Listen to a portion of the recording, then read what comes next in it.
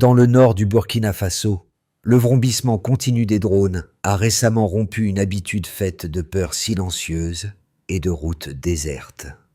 À la fin du mois d'octobre, ces appareils ont commencé à quadriller des zones longtemps marquées par l'insécurité, signe d'un changement clair dans la conduite des opérations. Sans explosion initiale, seulement un bruit régulier et maîtrisé, ils ont signalé une approche plus précise et plus coordonnée.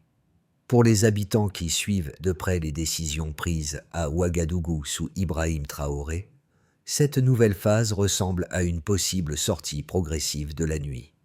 Les événements récents au Burkina Faso ont mis en lumière une dynamique nouvelle dans un conflit qui dure depuis plusieurs années. L'enjeu principal réside désormais dans la capacité du pays à stabiliser durablement les zones rurales, longtemps affectées par l'insécurité et les déplacements forcés. Cette évolution n'est pas présentée comme une promesse de résolution rapide, mais plutôt comme une étape dans un processus complexe où chaque avancée reste fragile. La véritable question porte sur la manière dont ces opérations pourront modifier le quotidien des habitants, notamment en matière de sécurité, de mobilité et de reprise des activités locales. Au-delà du volet militaire, la situation implique aussi des risques humanitaires et économiques. L'accès aux ressources, le retour des familles déplacées et la restauration des services essentiels demeurent des défis centraux. Un changement tangible dépendra de la coordination entre les autorités, les communautés et les acteurs chargés de sécuriser les zones sensibles. Si les premières améliorations observées se confirment, elles pourraient annoncer une phase de transition plus stable. Mais l'incertitude demeure forte et chaque avancée doit être interprétée avec prudence. Les opérations menées à la fin du mois d'octobre ont révélé un changement notable dans la manière dont les autorités burkinabées conçoivent la gestion du conflit. Deux éléments se sont démarqués au cours de cette période. Une utilisation plus systématique de moyens aériens et une coordination accrue entre les unités présentes sur le terrain. Ces évolutions, observées dans plusieurs zones du nord du pays, illustrent une transition vers des méthodes plus structurées, où la collecte d'informations et la précision opérationnelle jouent un rôle central. Cette approche s'inscrit dans un contexte marqué par près d'une décennie d'instabilité. Depuis l'apparition de groupes armés dans de nombreuses localités rurales, des régions entières ont été confrontées à des déplacements massifs, à la fermeture de routes et à l'interruption d'activités essentielles. Des villes comme Djibo, Arbinda ou Yamba ont été particulièrement touchées, devenant des symboles des difficultés rencontrées par les populations. Le conflit n'a pas seulement modifié les dynamiques sociales, mais aussi les circuits économiques, les mouvements commerciaux et la capacité des services publics à fonctionner normalement. À partir de 2025, plusieurs signaux ont toutefois laissé entrevoir une évolution du rapport de force. Les opérations de sécurisation ont été organisées de manière plus régulière, tandis que des habitants ont pu constater le retour progressif de certaines activités agricoles ou commerciales. Ces transformations demeurent encore limitées, mais elles montrent que la situation n'est plus figée comme elle l'était auparavant. Elles traduisent également la volonté d'introduire des mécanismes plus cohérents dans la réponse sécuritaire, en combinant présence au sol, moyens technologiques et participation des communautés. Ce changement n'efface pas la complexité du conflit, caractérisé par des zones difficiles d'accès, des contraintes logistiques fortes et des dynamiques locales variées. Néanmoins, il met en lumière un moment charnière, celui où les premières améliorations, aussi modestes soient-elles, permettent d'entrevoir un cadre d'action plus structuré que les années précédentes. Dans plusieurs localités du nord et du centre-nord du Burkina Faso, les habitants ont décrit l'arrivée progressive d'unités de sécurité comme un élément marquant des derniers mois. Pour beaucoup, ce déploiement n'a pas seulement apporté une présence visible, mais aussi un cadre permettant la reprise de gestes du quotidien, longtemps interrompus. Les premiers témoignages recueillis dans ces zones évoquent la réouverture de certains axes routiers, la possibilité pour les commerçants de rallier les marchés locaux ainsi que la reprise des activités agricoles, là où les conditions le permettaient.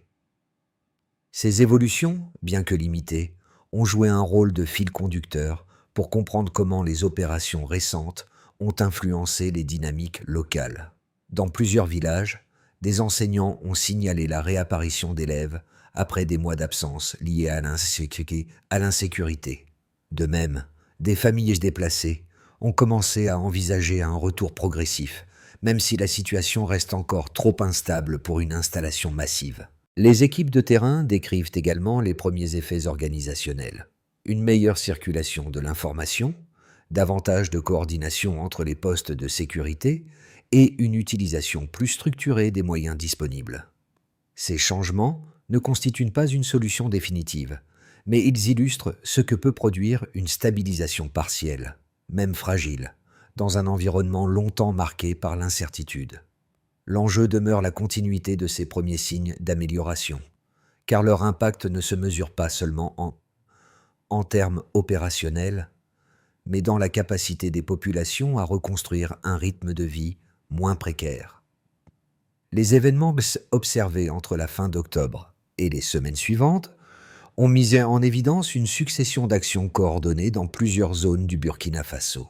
Le déclenchement initial est intervenu lorsque les drones de surveillance ont commencé à survoler des secteurs jusqu'alors peu accessibles, enregistrant des mouvements, cartographiant les axes et transmettant en temps réel des informations aux unités au sol.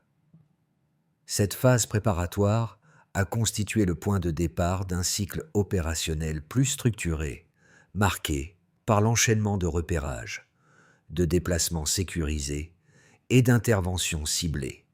Dans certaines zones rurales, la première étape observable a été la réouverture progressive de tronçons routiers, restés impraticables durant des mois.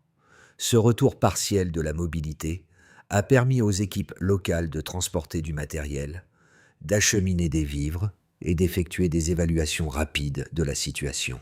L'enjeu consistait à stabiliser des couloirs essentiels pour le déplacement des populations et pour les échanges commerciaux, tout en évitant que ces axes ne deviennent à nouveau des points de vulnérabilité.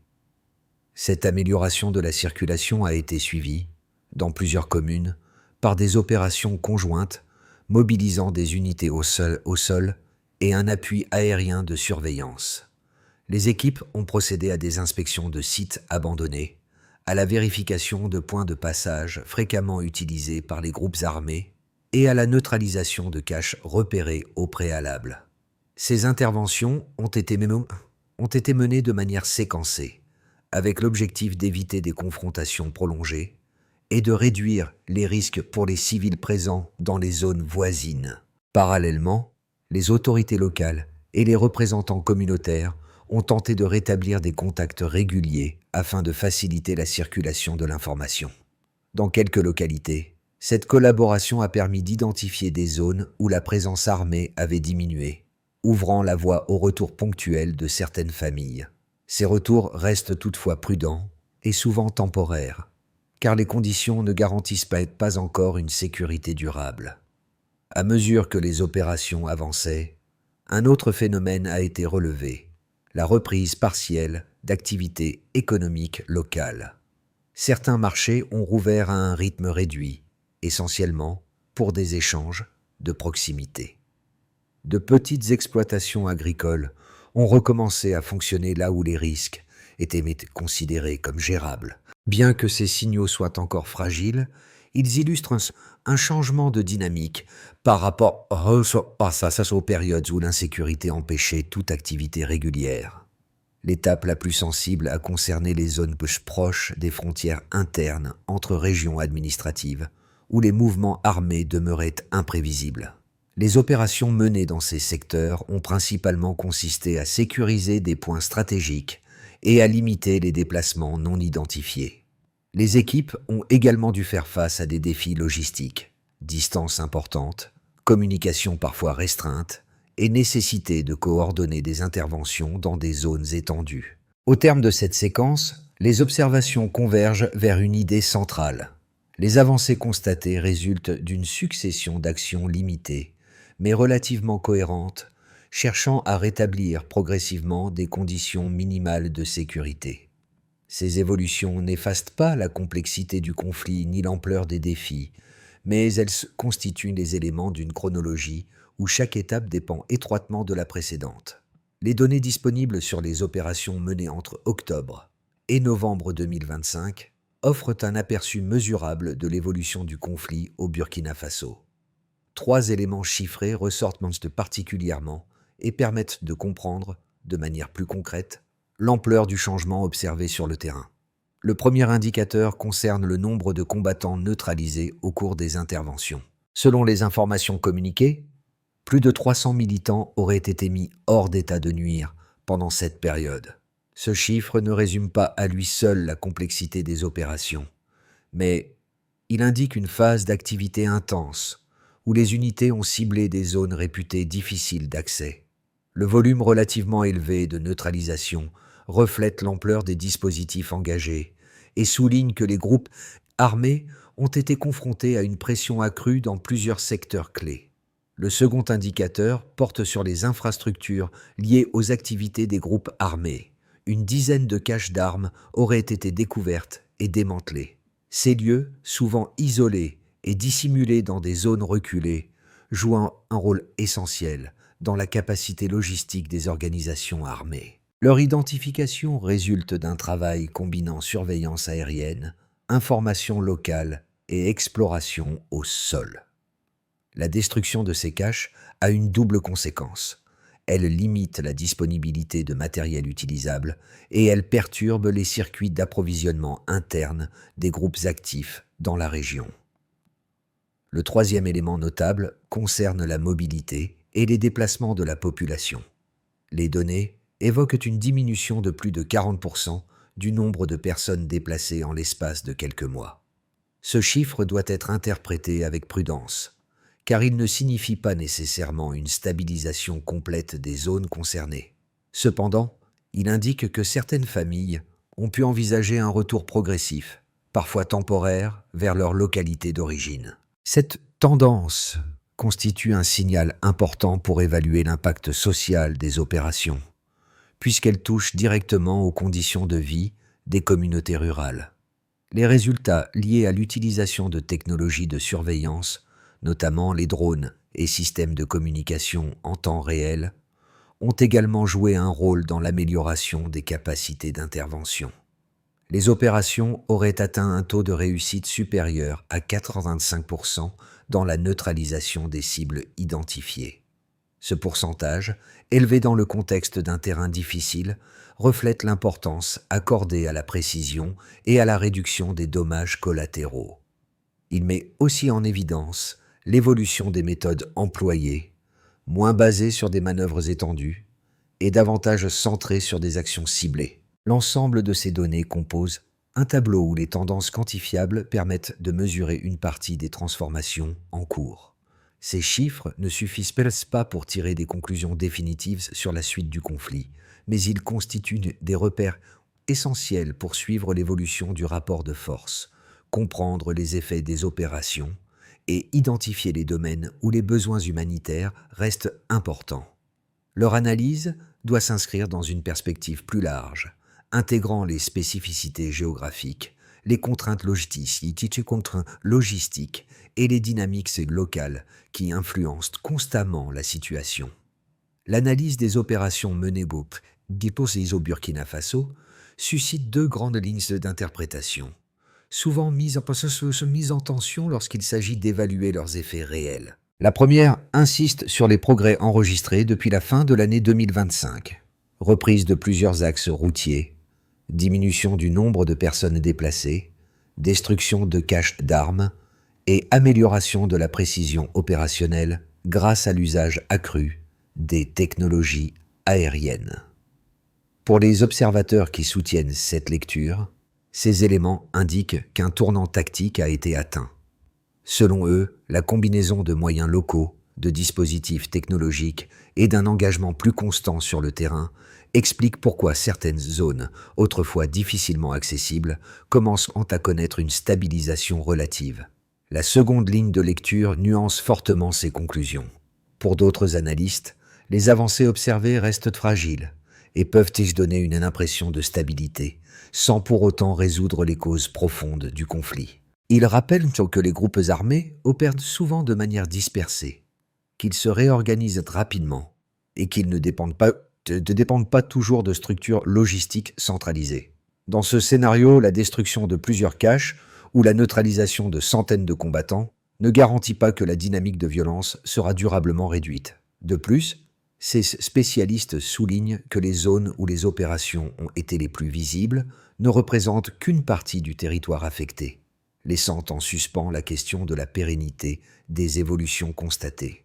Face à ces deux perspectives, l'évaluation la plus prudente consiste à reconnaître que les données disponibles attestent bien d'un changement opérationnel, mesurable par des résultats concrets, mais que ce changement ne permet pas encore de conclure à une stabilisation durable. Les indicateurs tels que la réduction des déplacements de population, la réouverture des marchés locaux ou l'amélioration du taux de réussite des interventions montrent une tendance positive, mais ils doivent être suivis dans le temps pour en mesurer la solidité.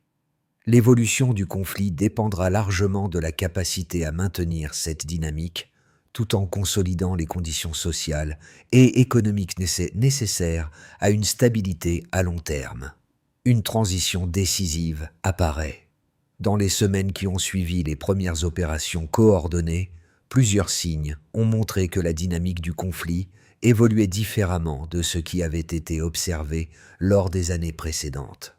L'un des éléments les plus marquants concerne l'interaction plus régulière entre les responsables locaux, les équipes de sécurité et les communautés affectées. Cette coordination, bien qu'imparfaite, a permis d'identifier des zones où la présence armée semblait reculer, ouvrant une fenêtre d'action qui n'existait pas auparavant. Cette évolution s'est notamment traduite par la possibilité, dans certaines communes rurales, de reprendre des activités abandonnées depuis longtemps. Les marchés ont recommencé à fonctionner par intermittence, et quelques exploitations agricoles ont été relancées dans les zones considérées comme temporairement sûres. Ces changements demeurent modestes, mais ils montrent que les opérations menées ne se limitent pas uniquement aux aspects militaires. Elles influencent également la manière dont les populations envisagent leur quotidien et leurs perspectives immédiates. La question centrale devient alors celle de la durabilité. Les améliorations constatées peuvent servir de base à une phase plus structurée, mais elles restent exposées à des risques de renversement rapide si les dynamiques sécuritaires locales évoluent de manière imprévisible. Les effets des opérations menées au Burkina Faso peuvent être examinés à travers plusieurs groupes d'acteurs touchés par l'évolution récente du conflit. Chacun d'eux a perçu différemment les changements observés depuis la fin de l'année 2025, en fonction de sa position géographique, de son rôle et de ses besoins immédiats. En ce qui concerne les populations rurales, pour de nombreuses familles vivant dans les zones historiquement exposées à l'insécurité, les premiers signes d'amélioration se sont traduits par une circulation légèrement plus fluide sur certains axes et par la possibilité, encore limitée, de reprendre des activités agricoles. La diminution de plus de 40% du nombre de personnes déplacées suggère que certains habitants ont jugé possible un retour progressif vers leur village. Toutefois, ces retours restent prudents. Les risques persistent, notamment dans les zones éloignées des centres administratifs, et les services essentiels ne sont pas encore pleinement rétablis. Pour ce qui est des acteurs économiques, les marchés locaux ont connu une reprise partielle, surtout dans les zones où les opérations de sécurisation ont été les plus visibles. La réouverture temporaire de certaines routes a permis aux commerçants de reprendre des échanges interrompus depuis des mois.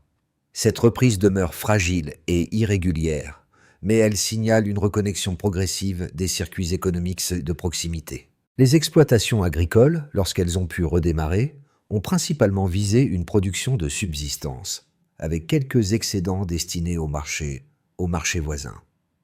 S'agissant des structures administratives et des services publics, les administrations locales ont commencé à réévaluer la situation dans plusieurs communes, en identifiant les secteurs où les services essentiels pouvaient être partiellement rétablis. Dans certaines zones, des enseignants ont signalé le retour d'élèves dans les salles de classe, signe d'un allègement temporaire de la pression sécuritaire. Toutefois, les capacités institutionnelles demeurent limitées par la logistique, l'accès irrégulier aux routes et les contraintes humaines, résultant de plusieurs années d'instabilité. Quant aux dynamiques régionales et communautaires, les opérations ont eu un impact sur la façon dont les communautés locales interagissent entre elles et avec les structures de sécurité. Dans certaines localités, la circulation de l'information est devenue plus fluide, ce qui facilite l'identification de menaces ponctuelles. Mais cette amélioration s'accompagne de défis persistants.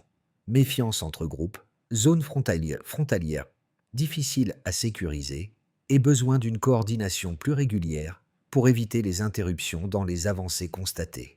Dans l'ensemble, les conséquences observées ne pointent ni vers une stabilisation complète, ni vers un retour à la situation antérieure.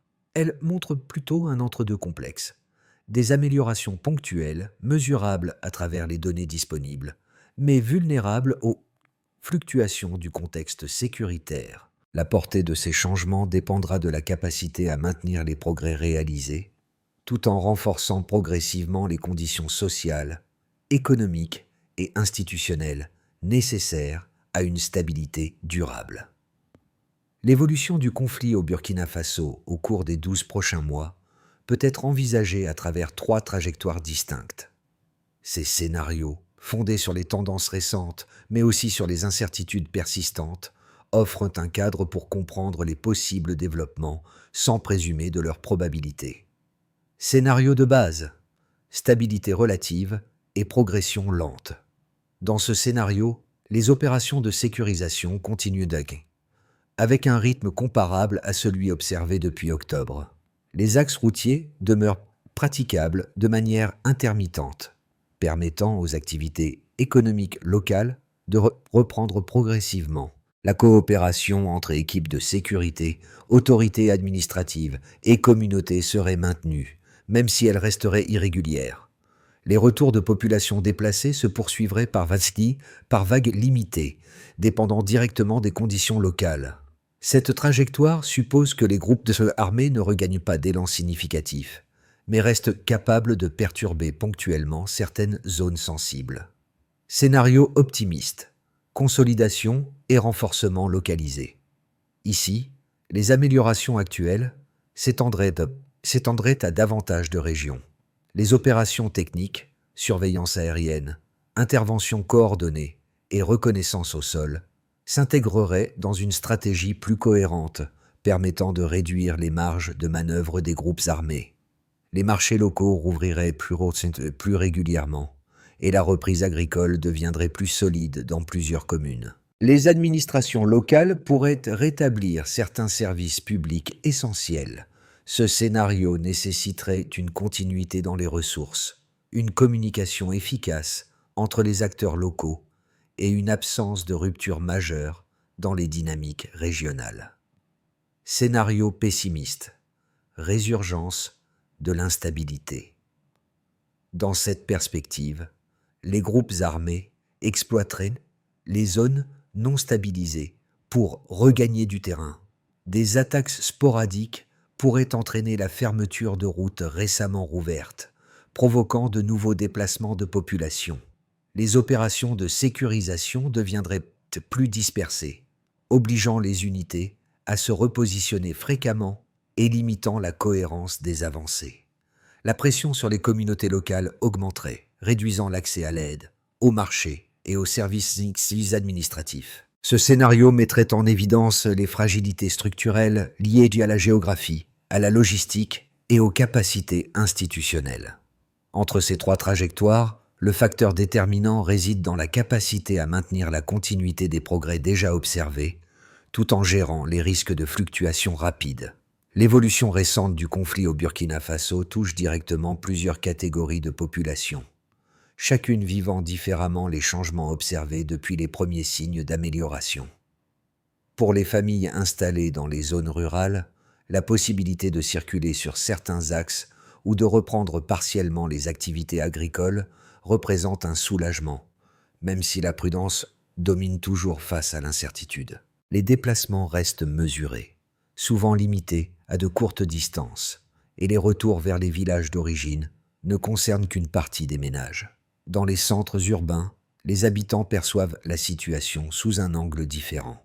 L'attention se porte davantage sur la stabilité des échanges commerciaux, l'acheminement des biens essentiels et la continuité des services administratifs ou éducatifs. Les fluctuations de la sécurité dans les zones périphériques influencent ces dynamiques, car elles conditionnent l'accès aux routes et la régularité de l'approvisionnement. Pour de nombreux citadins, l'enjeu consiste à comprendre si les améliorations constatées dans certaines régions peuvent s'étendre durablement. Les jeunes, souvent confrontés au manque d'opportunités et à l'interruption des études, restent sensibles aux évolutions du contexte sécuritaire. Là où les écoles ont pu rouvrir, même de façon partielle, le retour des élèves marque un signe encourageant pour les familles et les enseignants. Toutefois, cette reprise demeure fragile. La stabilité nécessaire pour maintenir une année scolaire complète n'est pas encore garantie. Dans l'ensemble, les changements observés soulignent un point essentiel. La perception de l'amélioration dépend fortement de la proximité des populations avec les zones où les opérations ont été les plus visibles. Chaque groupe interprète ces évolutions à travers sa propre expérience, ses besoins concrets et le degré de confiance accordé aux perspectives des mois à venir. Les perspectives de stabilisation au Burkina Faso dépendent d'un ensemble de mesures complémentaires visant à renforcer la sécurité, soutenir les communautés touchées et restaurer progressivement les services essentiels. La première étape consiste à consolider les zones où des améliorations ont été observées. Cela implique une présence régulière des équipes de sécurité, une communication continue avec les autorités locales et un suivi attentif des axes routiers rouverts, afin d'éviter qu'ils ne deviennent à nouveau vulnérables. La priorité, c'est d'assurer que les avancées ponctuelles ne se transforment pas en recul rapide. La deuxième étape concerne la restauration des services de base. Dans les communes où les écoles, centres de santé et marchés ont pu fonctionner partiellement, un appui logistique et humain est nécessaire pour stabiliser leur activité. Cela inclut une meilleure coordination pour acheminer les biens essentiels, permettre le retour progressif des enseignants et garantir que les structures administratives puissent assurer leurs fonctions minimales. Ces efforts sont déterminants pour renforcer la confiance des populations dans la possibilité d'un retour à un cadre de vie plus normal. La troisième étape porte sur l'appui aux communautés locales. Dans plusieurs zones rurales, les familles ont recommencé à cultiver ou à retourner sur leurs terres de manière sporadique. Un accompagnement technique, des outils de travail et des dispositifs de protection adaptés peuvent favoriser une relance plus durable des activités productives. Enfin, une quatrième dimension relève de la circulation de l'information. L'échange régulier entre habitants, autorités et équipes de terrain contribue à identifier les menaces émergentes et à orienter les interventions. Une meilleure visibilité des besoins et des risques permettrait d'ajuster les opérations sans créer d'attentes disproportionnées. Pris ensemble, ces volets constituent une trajectoire progressive visant à transformer des améliorations ponctuelles en tendances plus stables. Dans plusieurs localités qui avaient autrefois cessé toute activité, les premiers signes de reprise ont servi de repère pour mesurer le chemin parcouru. Les habitants qui avaient vu les routes se vider, les marchés fermés et les écoles s'arrêter observent désormais quelques gestes du quotidien réapparaître, même s'ils demeurent fragiles. Ce contraste marque l'un des éléments les plus significatifs de la période récente, la possibilité, pour certaines familles, de se projeter à nouveau à très court terme sans être entièrement paralysées par l'incertitude. Ces témoignages de terrain mentionnent par exemple des enseignants retournant dans des salles encore incomplètes, des commerçants tentant de rouvrir par intermittence ou des cultivateurs revenant sur des parcelles abandonnées depuis des mois. Ce retour partiel ne signifie pas que la crise soit résolue, mais il reflète une transition où les gestes les plus simples reprennent une valeur symbolique. À travers ces signes modestes, se dessine l'idée qu'une succession d'améliorations ponctuelles, si elle parvient à se maintenir, peut progressivement redonner aux communautés le sentiment que leur environnement immédiat redevient un espace où l'on peut circuler, travailler et envisager un futur proche.